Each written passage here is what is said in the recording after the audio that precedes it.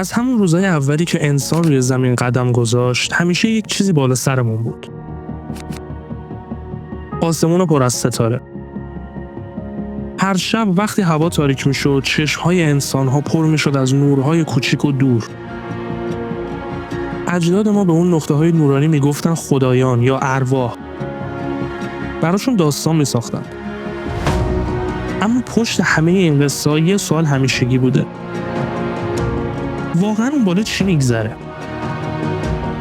صدها سال گذشت، بشر یاد گرفت تلسکوپ بسازه. گالیله برای اولین بار با یه لوله ساده به ماه نگاه کرد و دید وسطش صاف و بی‌نقص نیست. پر از کوه و دهانه است. کم کم تلسکوپ‌ها بزرگتر شدن. اخترشناسا سحابی‌ها و کهکشان‌ها رو دیدن و فهمیدن ما مرکز جهان نیستیم. زمین فقط یه نقطه است. خورشید هم فقط یکی از میلیاردها ستاره‌ایه که وجود داره. اما باز یه مشکل بزرگ وجود داشت. ما همیشه از پشت جو زمین نگاه می‌کردیم. جو مثل شیشه کثیف بود. نور ستاره‌ها رو می‌لرزون. بعضی طول موج‌ها رو اصلاً رد نمی‌کرد. حتی بهترین رصدخونه‌های روی زمین هم نمی‌تونستن تصویر کامل آسمون رو نشون بدن. همینجا بود که یه ایده بزرگ به ذهن دانشمندا رسید. اگه تلسکوپ رو ببریم بالای جو، تو خود فضا چی میشه؟ این ایده سالها توی ذهن آدما بود. تا بالاخره توی قرن 20 تبدیل شد به واقعیت و حاصلش یکی از شگفت‌انگیزترین ابزارهایی بود که بشر ساخته.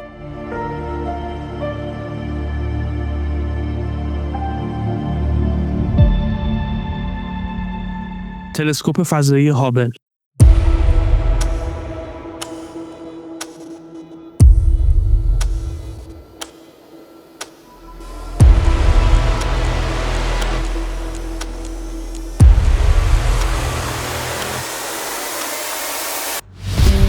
ماجرا برمیگرده به دهه 70 میلادی. ناسا تازه از مأموریت‌های آپولو برگشته بود. روی ماه قدم گذاشته بودن و دنیا توی اوج هیجان خودش بود. دانشمندا فکر می‌کردن حالا که تونستیم انسانو بفرستیم ماه، چرا نتونیم یه تلسکوپ هم ببریم بالای جو زمین؟ پروژه تلسکوپ فضایی شروع شد. اسمشو گذاشتن هابل. به افتخار ادوین هابل، کسی که ثابت کرده بود جهان در حال انبساطه. ساختنش سالها طول کشید. باید یه آینه غول‌پیکر می‌ساختن با دقتی وحشتناک. آینه اصلی هابل 2.4 متر قطر داشت. برای اون زمان این شاهکار مهندسی بود. قرار بود این تلسکوپ روی مدار زمین بچرخه و نور ستاره‌ها رو بدون مزاحمت جو ثبت کنه. اما مشکل بودجه داشتن. پروژه بارها تا مرز لغو شدن رفت. بعضی سیاستمدارا میگفتن خرجش زیاده و فایده‌ای نداره. ولی بالاخره بعد از سالها بحث و کشمکش تایید شد. ناسا و آژانس فضایی اروپا با هم همکاری کردن. هابل آماده شد و توش 5 تا ابزار علمی بود، از جمله دوربین‌ها، طیف‌سنج‌ها و سیستم‌های خیلی حساس. سال 1990 رسید. روزی که قرار هابل پرتاب بشه. 24 آپریل 1990. شاتل دیسکاوری آماده بود. تلسکوپ هابل داخلش جا گرفته بود. وقتی شاتل بلند شد، همه دنیا داشتن تماشا می‌کردن. لحظه تاریخی بود. بعد از رسیدن به مدار، فضانوردا هابل رو آزاد کردن. حالا این چشم جدید بشر آماده بود که به کیهان نگاه کنه. چند روز بعد اولین تصاویر رسید. همه منتظر بودن عکسای شگفت‌انگیز ببینن. ولی همه شوکه شدن. تصاویر تار بودن. نه کمی تار، خیلی تار. مشکل از آینه اصلی بود. فقط 2 میکرون خطا توی شکلش وجود داشت. ولی همین باعث شده بود تصاویر بی‌کیفیت بشن. برای پروژه‌ای که میلیاردها دلار خرجش شده بود، این یعنی فاجعه. رسانه‌ها مسخرش کردند. تیتر روزنامه‌ها پر شده بود از هابل ترابل. بعضی سیاستمداران میگفتن باید پروژه رو تعطیل کنیم. دنیا ناامید شده بود. اما ناسا هنوز امید داشت و گفتن میتونیم هنوز درستش کنیم. همین شد شروع یکی از سخت‌ترین مأموریت‌های تاریخ فضانوردی. وقتی معلوم شد آینه هابل مشکل داره، ناسا زیر فشار شدید بود. رسانه‌ها و سیاستمدارا همه جا میگفتن این پروژه چند میلیارد دلاری شکست خنده‌دار شد. اما دانشمندا تسلیم نشدن و گفتن میشه درستش کرد. راه حلش هم این بود که وسیله باید میساختن که مثل عینک جلوی آینه قرار بگیره و خطای اون رو جبران کنه. این ابزار اسمش کوستار بود. حالا باید یه تیم فضانورد با شاتل برن بالا و وسط مدار روی تلسکوپ کار کنن. تصور کن تعمیر یه ابزار حساس در حالی که توی خلأ فضا شناوری. دسامبر سال 1993 شاتل اندور پرتاب شد. 7 فضانورد سوارش بودن و 5 روز پشت سر هم فضانوردا بیرون از شاتل کار کردن. پیچ ها رو باز کردن، ابزار جدید رو نصب کردن و همه چیز رو دوباره بستن. این مأموریت یکی از پیچیده ترین عملیات های انسانی توی تاریخ بود. همه دنیا منتظر بودن ببینن نتیجه چی میشه. چند هفته بعد اولین تصاویر اصلاح شده رسید. ولی این بار شفاف، واضح و فوق‌العاده. همه جا شادی و هیجان بود. تیتر روزنامه‌ها عوض شد به هابل نجات پیدا کرد. و تازه ماجرا شروع شد. بعد از تعمیر هابل شروع کرد به فرستادن عکسایی که هیچ کس تا اون موقع ندیده بود. یکی از معروف‌ترین عکساش هم ستون‌های آفرینشه. تصویری از سحابی عقاب، جایی که ستاره‌ها تازه متولد میشن. این عکس نماد هابل شد. روی جلد کتاب‌ها، پوسترها، حتی روی تیشرت‌ها. بعد از اون میدان عمیق هابل. دانشمندا یه بخش خیلی تاریک و خالی از آسمون رو انتخاب کردن. چیزی که به نظر نمی اومد هیچ چیزی توش باشه. هابل چندین روز پشت سر هم به اون نقطه نگاه کرد و نتیجهش این شد که هزاران کهکشان که هیچ وقت ندیده بودیم ثبت شد. این عکس ثابت کرد که هر نقطه کوچیک آسمون پر از جهانهای بیشماره. هابل فقط عکس قشنگ نمی گرفت. کشف‌های علمی عظیمی هم داشت. مثلا ثابت کرد که سیاه‌چاله‌ها توی مرکز بیشتر کهکشان‌ها وجود دارن. با بررسی سوپرنواها نشون داد که جهان داره با سرعت بیشتر و بیشتر منبسط میشه. همین کشف جایزه نوبل سال 2011 رو گرفت. ترکیب جو سیاره‌های دور رو بررسی می‌کرد و فقط یه تلسکوپ نبود. یه انقلابی توی علم نجوم بود.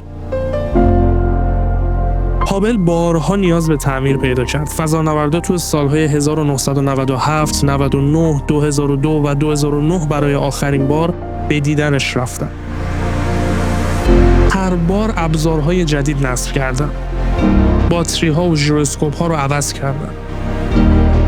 آخرین مأموریت توی سال 2009 بود. بعد از اون دیگه شاتل‌ها بازنشسته شدن. ولی اون تعمیر باعث شد هابل همچنان زنده بمونه و کار کنه. امروز بعد از 30 سال هنوز هم داره عکس و داده میفرسته. هابل از یه شکست خنده‌دار شروع شد، اما با تلاش فضانوردا و دانشمندا تبدیل شد به یکی از بزرگترین موفقیت‌های تاریخ علم. هابل بهمون یاد داد که هر بار به عقب نگاه کنیم جهان تازه‌ای پیدا می‌کنیم، ولی الان وقتش رسیده که چشمای تازه‌تری رو باز کنیم. هابل معجزه بود، ولی محدودیت‌های خودش رو داشت. مثلا نمیتونست نور فروسرخ رو خوب ببینه، در حالی که دقیقاً اون بخش از نور برای دیدن اولین کهکشان‌ها بعد از بیگ بنگ خیلی مهم بود. وقتی جهان تازه متولد شده بود، نور ستاره‌ها به خاطر انبساط کیهان کشیده شد و به فروسرخ رسید. یعنی اگه بخوایم برگردیم عقب باید بتونیم توی فروز سرخ نگاه کنیم. دانشمندان گفتن پس باید یه تلسکوپ بسازیم که توی فروز سرخ فوق‌العاده باشه، خیلی قوی‌تر از هابل. این شد شروع پروژه‌ای که بعدها به اسم جیمز وب اسپیس تلسکوپ یا همون تلسکوپ جیمز وب شناخته شد. اسمش هم به یاد جیمز وب مدیر ناسا در دوران طلایی آپولو گذاشتن. وقتی طرح روی کاغذ اومد همه شگفت زده شدن. آینه اصلی جیمز وب 6.5 متر قطر داشت، یعنی حدود 3 برابر هابل. برای اینکه این آینه سبک بشه اونو از بریلیوم ساختن و با لایه از طلا پوشوندن. چون طلا بهترین فلز برای بازتاب نور فروز سرخه، همین باعث شد همه بهش بگن غول طلایی. اما چالش بزرگتر سپر خورشیدی بود. جیمز وب باید خیلی سرد میموند، چون کوچکترین گرما میتونست نور فروز سرخ رو خراب کنه. برای همین یه سپر خورشیدی 5 لایه به اندازه یک زمین تنیس براش طراحی کردن. این سپر مثل یک چتر جلوی خورشید باز میشد و تلسکوپ از گرما محافظت میکرد. توی جیمز وب باید 4 ابزار علمی قرار میدادن: NIR کم برای تصویربرداری فروز سرخ، NIR سپک برای طیف سنجی، MIRI برای مادون قرمز میانی و FGS برای راهنمایی دقیق و بررسی سیارات. اما ساختن چنین چیزی آسون نبود. هر قسمت سالها زمان می‌برد و هر چیزی که اشتباه می‌شد پروژه برای سالها عقب می‌افتاد. از همون اول جیمز وب پر از دردسر بود. قرار بود سال 2007 پرتاب بشه اما نشد. و هر بار یه مشکلی پیش می اومد. یه بار آینه آماده نمیشد، یه بار سپر خورشیدی پاره میشد، یه بار سیستم خنک کننده کار نمیکرد. هر بار هم میگفتن یه سال دیگه. بودجه هم مدام داشت بالا میرفت، اما قرار بود $0.5 میلیارد باشه. بعد شد 1 میلیارد، 5 میلیارد و همینجور به سمت بالا. آخرش رسید به بیشتر از $10 میلیارد. خیلی‌ها توی کنگره آمریکا میخواستن کل پروژه رو لغو کنن. رسانه‌ها هم می‌نوشتن جیمز وب هرگز پرتاب نخواهد شد. اما تیم‌ها ناامید نشده بودن و هزاران مهندس و دانشمند شب و روز کار می‌کردن. همشون هم می‌دونستن اگه این تلسکوپ پرتاب بشه تاریخ نجوم رو برای همیشه عوض می‌کنه. بالاخره بعد از 2 دهه تلاش همه چیز آماده شد و تلسکوپ بسته‌بندی شد و با کشتی به گویان فرانسه فرستاده شد. تاریخ پرتاب دقیق تعیین شد: 25 دسامبر 2021 روز کریسمس. هدیه‌ای برای کل بشریت. 25 دسامبر 2021 صبح کریسمس در پایگاه فضایی گویان فرانسه موشک آریان 5 آماده بود. در دل اون غول طلایی بشریت یعنی تلسکوپ فضایی جیمز وب قرار داشت. میلیون‌ها نفر زنده تماشا می‌کردن، بعضی‌ها اشک تو چشاشون جمع شده بود. چون این پروژه $10 میلیارد اگه تو همون ثانیه‌های اول نابود میشد همه چیز از بین میرفت. و بعد شمارش معکوس شروع شد. 3 2 1 موشک بلند شد. صدای غرش موتورهای آریان 5 امیدی تازه رو به آسمون برد. جیمز وب با موفقیت از زمین جدا شد و راهش رو به سوی فضا آغاز کرد. ولی پرتاب فقط شروع ماجرا بود. بزرگترین بخش کار هنوز مونده بود. ناسا اسمشو گذاشته بود 29 روز وحشت. جیمز وب باید خودش رو توی فضا باز میکرد. چون اون آینه 6.5 متری و سپر خورشیدی 5 لایه توی موشک جا نمیشد. مجبور شده بودن همه رو مثل اوریگامی تا کنن. حالا باید توی فضا مرحله به مرحله باز میشد. اول پنل‌های خورشیدی، بعد آنتن ارتباطی، بعد از اون باز شدن سپر خورشیدی. هر لایه به بزرگی زمین تنیس بود. یکی یکی باز شدن و کشیده شدن. بعد نوبت رسید به آینه ها. هر بخش باید دقیقاً سر جای خودش قرار می گرفت. 344 مرحله حساس وجود داشت. هر کدومش اگه خراب می شد کل پروژه نابود می شد. چون هیچ شاتلی نمیتونست به 1.5 میلیون کیلومتری زمین بره تا تعمیرش کنه. مهندسا روی زمین شب و روز بیدار بودن. هر بار یه بخش درست باز می شد همه توی کنترل سنتر نفس راحت می کشیدن و کف می زدن. قدم به قدم مثل یه معجزه همه چی درست پیش رفت. بعد از حدود 1 ماه سفر، جیمز وب به مقصدش رسید. نقطه لاگرانژ دوم یا همون L2، جایی در فاصله 1.5 میلیون کیلومتری کره زمین. اونجا یه نقطه تعادله. زمین و خورشید و ماه همه پشت سر تلسکوپن و سپر خورشیدی میتونه جلوی نورشون رو بگیره. وقتی تلسکوپ وارد مدارش شد و همه چیز سر جاش قرار گرفت، دنیا جشن گرفت. تلسکوپی که خیلی‌ها فکر می‌کردن هیچ وقت قرار نیست پرتاب بشه، حالا زنده و آماده بود. حالا فقط یه کار مونده بود: تنظیم دقیق آینه‌ها. 18 بخش 6 ضلعی آینه باید طوری هماهنگ می‌شدن که مثل یک آینه کامل کار کنن. این پروسه هفته‌ها طول کشید. با لیزر و الگوریتم‌های خیلی پیشرفته، هر تکه آینه میکرون به میکرون جابجا شد. و بعد از اون اولین تصویر تستی اومد. تصویر ساده یه ستاره، ولی اون ستاره واضح‌ترین ستاره‌ای بود که تا حالا دیده بودیم. اشک شوق توی چشم همه دانشمندان و مردم جمع شده بود. دنیا آماده بود برای اولین نگاه رسمی جیمز وب به فضا. چیزی که بعد از چند ماه منتشر شد و تاریخ علم رو عوض کرد. جولای سال 2022 بالاخره لحظه‌ای که همه منتظرش بودن فرا رسید. ناسا اعلام کرد که اولین تصاویر تمام عیار جیمز وب آماده است. وقتی پرده برداری شد، دنیا دوباره شوکه شد. اولین تصویر، یعنی اسمکس 0723، یک میدان عمیق، صدها کهکشان در یک خواب. کهکشان‌هایی که نورشون بیش از 13 میلیارد سال توی راه بوده تا به چشم ما برسه. یعنی ما داشتیم به گذشته جهان نگاه می‌کردیم، به زمانی که تنها چند صد میلیون سال از بیگ بنگ گذشته بود. بعد از اون تصویر سحابی کارینا، ابرهای عظیم گاز و غبار با جزئیاتی که تا امروز هیچ تلسکوپی نشون نداده بود. انگار تابلو نقاشی خدا بود. برج‌های غول‌پیکر غبار، جایی که ستاره‌ها تازه در حال شکل‌گیری بودند. همون روز تصویر سحابی حلقه جنوبی هم منتشر شد. بقایای ستاره‌ای که مرده بود. نمایی از مرگ ستاره، درخشنده و زیبا. ولی جیمز وب فقط عکس قشنگ نمی‌گرفت. قدرت اصلیش توی طیف نگاریه، یعنی نور اجسام رو تجزیه میکنه تا بفهمیم از چی ساخته شدن. یکی از اولین هدفهاش سیاره فراخورشیدی واسپ 96b بود. وقتی جیمز وب نور ستاره رو موقع عبور سیاره بررسی کرد، فهمید که توش بخار آب وجود داره. تصور کن ما از فاصله صدها سال نوری تونستیم بفهمیم اونجا آب هست. یعنی طیف یه سیاره دیگه نشون داد که دی اکسید کربن داره. این یعنی جیمز وب میتونه ترکیب جو سیارات رو بخونه. برای اولین بار در تاریخ ابزاری داریم که میتونه دنبال نشونه‌های حیات توی سیاره دیگه بگرده. یکی دیگه از اهداف اصلی جیمز وب دیدن اولین کهکشان‌های جهان بود و خیلی زود هم موفق شد. وب کهکشان‌هایی رو پیدا کرد که فقط چند صد میلیون سال بعد از بیگ بنگ شکل گرفته بودند. این کشف دانشمندا رو شوکه کرد، چون انگار کهکشان‌ها زودتر از چیزی که فکر می‌کردن تشکیل شده بودن. این یعنی نظریه‌هامون درباره آغاز کیهان شاید نیاز به بازنگری داشته باشه.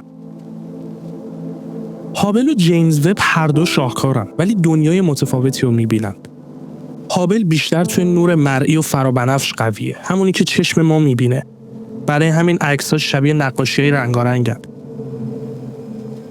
جیمز وب توی فروسرخ کار میکنه. میتونه از دل غبار رد بشه و کهکشان‌های خیلی دور رو ببینه. هابل توی مدار نزدیک زمین میچرخه و فضانوردها تونستن چند بار برن و تعمیرش کنن، ولی جیمز وب توی فاصله 1.5 میلیون کیلومتری زمین قرار داره. هیچ وقت دسترسی مستقیم نداره. یا درست کار میکرد یا هیچ وقت کار نمیکرد. هابل با هزینه 1.5 میلیارد دلار ساخته شد، ولی جیمز وب بیش از 10 میلیارد دلار. یکی چشم نسل ما بود، اون یکی چشم آیندگان. بعد از جیمز وب پروژه‌های دیگه‌ای هم در راهن. تلسکوپ نانسی گریس رومن که بهش میگن هابل روی استروئیدها، میدان دید خیلی وسیع‌تری داره و برای شکار سیارات و مطالعه انرژی تاریک ساخته میشه. یا پروژه‌های پیشنهادی مثل لوویر و اوریجینز که شاید روزی بتونن مستقیم عکس سیارات شبیه زمین رو بگیرن. علم هیچ وقت وای نمیسته. هر تلسکوپ تازه فقط یه پله بالاتری برای دیدن دنیای بزرگتره. هابل بهمون نشون داد جهان پر از کهکشانه. جیمز وب ما رو تا نزدیکی لحظه تولد کیهان برد. تصاویرشون فقط داده علمی نیستن، هنر، الهام و شعرن. وقتی به اون عکس‌ها نگاه می‌کنیم می‌فهمیم چقدر کوچیکه، اما در این حال چقدر بزرگ، چون تونستیم چشمایی بسازیم که تا لبه کیهان رو ببینه. ولی پرسشی که همیشه با ماست اینی که آیا تنهاییم؟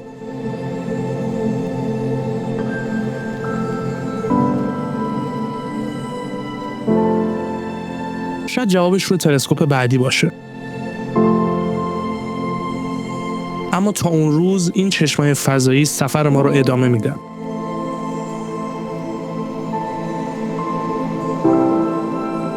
ما باز هم راجع به موضوعات فضایی و نجوم براتون ویدیو خواهیم ساخت.